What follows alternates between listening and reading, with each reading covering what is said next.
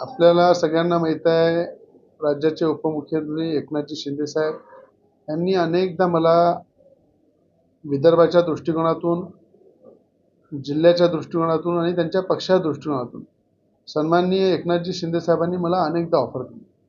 अनेकदा माझे त्यांचे संबंध चांगले आहे. अनेकदा त्यांनी सांगितलं की बुवा शिवसेनेमध्ये या, शिवसेनेमध्ये ताकदीनं काम करा, शिवसेना वाढवा.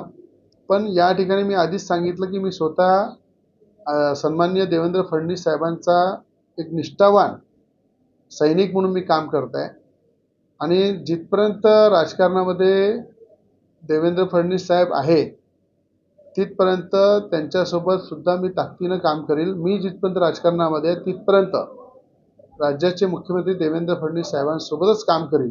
कुठल्याही पक्षामध्ये किंवा कुठल्याही आमिषापोटी इकडे तिकडे कधी जाणार नाही. म्हणून त्या पद्धतीनं अनेकदा अनेक राजकीय पक्षाच्या संधी येतात. अनेक राजकीय नेत्यांना असं वाटते आपल्या पक्षामध्ये चांगले लोक आले पाहिजे. पण मी एकनाथजी शिंदे साहेबांचे धन्यवाद मानेन की त्यांनी नेहमी आमच्याबद्दल चांगला विचार केला.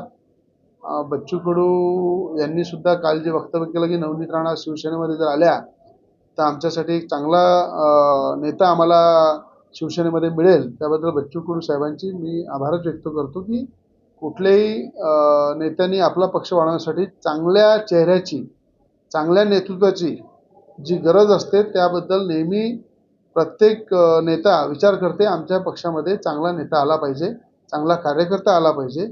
त्या हिशोबाने एकनाथजी शिंदे साहेबांनी विचार अनेकदा केला. सुमित्रा वहिनी पवार वहिनींनी सुद्धा विचार केला.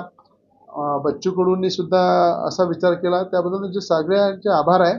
पण नवनीत राणा या भारतीय जनता पार्टीच्या कार्यकर्ता आहे.